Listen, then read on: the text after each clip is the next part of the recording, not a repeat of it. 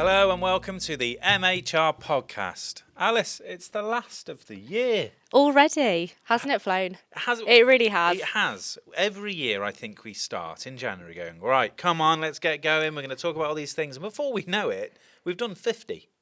Wow, 50, big 50, 15 in a year. Well, on average we do about 50. I mean, actually, we technically have done a lot more this year, but it's what we've put out as a podcast. We've done lots of extra little special things that have gone on the MHR website as well. But I thought we should first reflect then and do a knock off Spotify MHR Podcast Wrapped. Would you want to hear your stats for the year, Alice? Yes, let's do it. So you have done 50 episodes of the MHR Podcast. Smashed it. On average, they're about 15 minutes long. That's 750 minutes of content we have provided the world, and they haven't even asked for it. We've just made sure you've listened to it. Aren't we wonderful? On all things World of Work. Yes. Right? We've Lots of themes. covered 2 budgets, which means we've also reflected on 2 different government policies, legislation changes. That did happen this year, yeah. We've recorded 15 live videos as well, from the CIPD's Festival of Work. That was a busy week. I remember that one. It was insane, wasn't it? It was very busy. Brilliant, because Yes. also we met loads of special guests, thought leaders, inspirational speakers on all things World of Work. And actually, I think there's a lot of themes we've taken from that event that reflected from the whole year, actually, which we can talk about in a bit. But we've had special guests. Yeah. We've had people come into the studio talking to us. This little experiment that we started 2 years ago, where we thought we'd just talk about work, has gone into an actual busy thing that we do all the time now. How do you feel about it? I think it's been great. It's been a really good Yeah. year. And like I say, I think having those guests in, when we've had internally from MHR, we've had external, we've had suppliers in as well, haven't we? Yeah. It's really allowed us to open up those conversations. And Yeah. I think in hopefully what people see this podcast, quite a relaxed way, where we can just have a conversation, see where it goes, Yeah. see what topics come up. But interestingly, I think we've had quite a few themes, haven't we, that haven't really changed too much, I think, over the 2 years that well, yourself's been doing the podcast, haven't you? Well, what are they for you? So this year, what are your biggest takeaways in terms of like things that we've been talking about and that are relevant for businesses? So I would say definitely tech enhancements has to be there this year. I think, whether you're in the HR software industry or you're in hospitality or, we all keep an eye on what Apple's doing and everything like that. But I think the tech enhancements has really grown in all areas. So past podcasts I can think of, we spoke a lot about recruitment. Yeah. So CV parsings come in. I think a lot of people are onboarding now using recruitment within their software. Yeah. And then you've got quite a big topic, which I'm sure you're thinking about bringing up, AI probably. AI has dominated a lot of 2024, isn't it? Yes. And our conversation about AI has changed, and how we've followed those conversations has been really interesting. We definitely played around, not on the podcast, but we played around with AI, haven't we? We have actually played with AI on the podcast when you weren't here. I replaced you Yes, with you a did. chatbot. Can't believe that. Yeah, they weren't as Stepped good. away for one Yeah, week. They weren't as good. They were very people-pleasy. It wasn't nice to watch. Oh, dear. It's not a permanent solution, Alice. Don't worry about it. Hopefully, maybe come back in 2025. Though. Yeah, well, as the That'd be quite technology fun. evolves, you'll become more redundant. But as a result, so will I. So maybe next wow. year we won't even be here at all. Who knows? Yeah, who knows eye. what we'll do. Keep an eye. But AI has been a big theme, hasn't it? Yeah, and I think especially in the workplace, I think as we've all learned about AI and how we can use it in our jobs, I think that was a big discussion. We thought it might replace us, but I think people have actually seen the value it can add to your day-to-day work. And It's actually, quite a big thing. I've found that AI, like you say, where it's turned from being this is something that's going to replace us, to being a tool to support humans, actually then start the conversation about AI is aligned with other conversations we were already having about the world of work, Yeah. in terms of the needing to automate processes, the needing to free up people's time so they can do better things that they can focus on that AI or technology can't. The ability to remove kind of manual processes so that human error gets dropped. Yeah. So you can get more productivity. You feel like you're working smarter rather than harder. Yeah. That's where AI has seemed to fit into the narrative recently, which is stuff we've been talking about with AI, HR tech anyway. It's just that AI enables that. Yeah, it's and kind enables of people. quickened it a little bit, I think. Yeah. Yeah, show like you say, showing kind of areas that we've not considered yet where we could be more efficient or, like I say, have that time-saving task. But another thing I was thinking about was the upskilling. I think that was quite a key theme earlier on this year. It was especially a theme within the world of work is that people were looking at their career progression and rather than necessarily jumping ship that they might have done, they actually were looking internally about staying. But what skills did they want to develop in? So then it was kind of falling on managers, the HR team, to become a little bit more dynamic with what training's provided and what skills they might add to someone's role or the next job that they want. I agree. I found learning was a real key topic this year. And I think it's because it became about, it's a big human conversation, right? How to invest in people, how to invest in their development, and also reflected on other themes that I think were quite prominent, such as well-being. We talked about well-being a lot. We talked a lot about financial well-being. Then we talked about mental health, and then also physical well-being, and then also just ways in which we can make employees feel valued and appreciated. And a big running theme was embedding that into a company culture and voice and your values, because that's where a younger generation of your employees are expecting you to have that focus. If not, they'll look elsewhere. And that's your retention problem again. That was a repeated conversation I think we've had a lot. I think, like I say, retention was definitely a challenge that I think we spoke a little bit in 2023 about 2024. It's still here, isn't it? It's still that common challenge for businesses. But I think the way that can be addressed, there's quite a few new ways that you can and methods. And definitely culture, I think, beforehand might have seen as maybe a softer topic, but actually it's really influential, isn't it, in the workplace?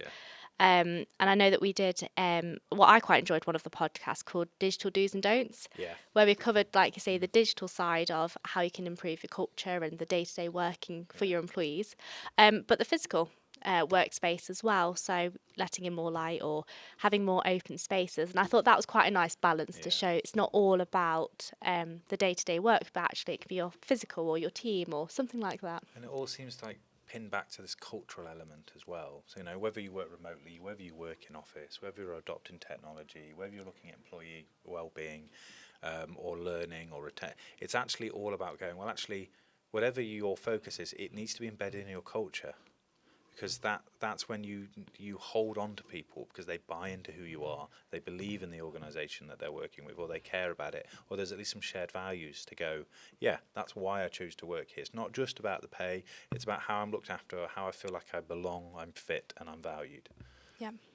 Another big one for me was sustainability. We talked about that a lot. Yes. But that goes into that cultural thing as well. It's sustainability is being embedded into company cultures now. Just thinking that, actually. Yeah, it definitely does go across the two. What would you say that stands out? Because sustainability, I think, is quite a broad subject, isn't it? And I think when we spoke to, we had the Planet Mark come in as a special guest, and they spoke about how many different ways you could look at sustainability. But for you, is there something new that you learned this year? Yeah, I think it's more actually about, leaning away from just kind of greenwashing it, or just looking at we do this because we're good at sustainability because we've got a really good bin supplier, or we use solar panels. It's more about sustainability being a way of thinking and an approach that enables a business to kind of continue to work in a productive way, rather than just sustainable because the way we recycle. Do you know what I mean? Definitely. It's sustainability in a broader term, rather sustainable, thinking it as eco and just green. I found that really interesting, how those debates, because if you underpin that and you get under that, the green bit, but then the people bit and the talent bit and the skills bit and the business planning bit all comes together, and that's what's sustainable. That's what I found quite interesting when we talked about that. Yeah, definitely. And I think one thing that stood out with sustainability is we've slowly started to realise how many other businesses are now targeting themselves on it. Yeah. So I think it's in the world of work. I think it's again another what would you call it, like a priority for businesses, 100%. And I think that will continue for the next decade and more, really. Well, people are looking to work with other businesses as well, based on what their views and values of sustainability are as well. They need to align in order for them to want to work together. Yeah, that's definitely true. So is there anything else that's jumped out? You know what I found, my overarching theme, or what I kind of gave me faith in humanity, right, is the tone and the topics in which we started talking this year felt a lot more human. And that sounds really wishy-washy.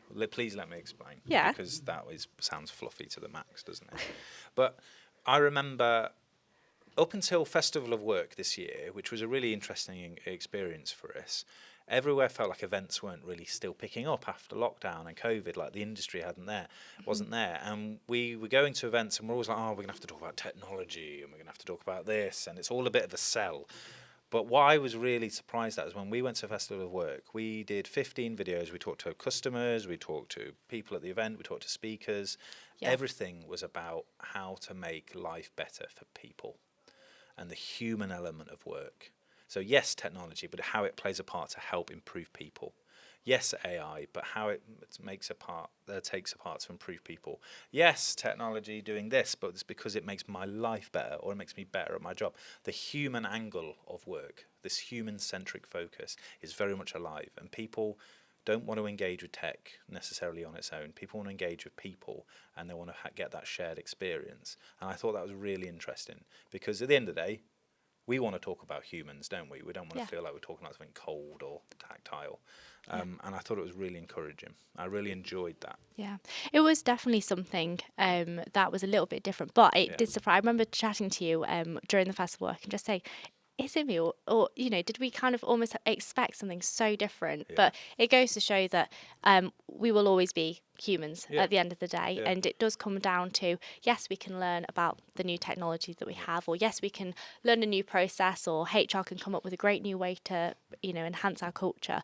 But we all come down to, I think, the really simple fact of we all want to do better. We all want to talk. We all want to know what's next, sort of thing. So the human-centric part, I think, has started to appear itself this year. And it'll be interesting to see what carries through next year. Yeah.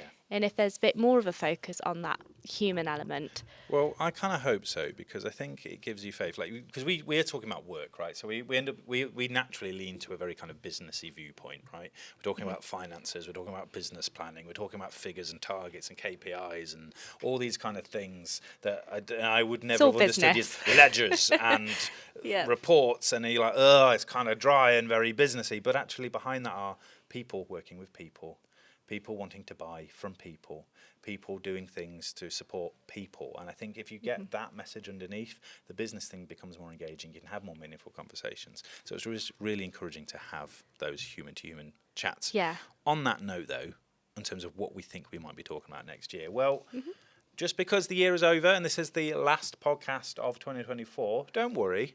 2025, we've got it covered. World of Work will be here talking about everything, and we're not going to give it away yet, but expect more reviews from us and observations and analysis and research from our experts on everything from well-being to learning to latest payroll research. We all have our predictions for 2025, which are already out and available on the MHR website. We're going to be talking about employee happiness. We're going to be talking about the role of AI. We're going to be talking about organizations going global and what that means for them. We're going to be talking about everything from human-first leadership to just everything that is required from technology, people, and businesses to make the world of work a better place. So still focused on the world of work. Yeah. Still plenty to talk about. We haven't done it this year yet. If you're working in it, we're talking about it. Absolutely. So if you have missed any of the things that we've just talked about or reviewed, we are all there, all 50 of us. All 750 minutes are available on the MHR website, on all your podcast providers, as well as a comprehensive knowledge hub on the mhrglobal.com website, where you can download all our guides, our supporting blogs, or anything, whether it's mental health, payroll, whether it's HR tips and advice, whether it's finance perspectives. All of this stuff is there. Use the last couple of your working weeks to make sure you've got some time to refresh yourself for 2025, because when that happens, we'll be spamming you again with all of this knowledge. So yeah, thanks for joining us this year. Thank you very much.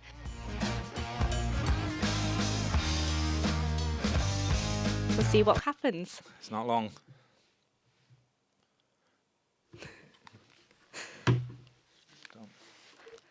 Well, I think that's the worst ending we've done. Yeah, it is. We probably should even redo that ending. Yeah, shall we? Yeah, I think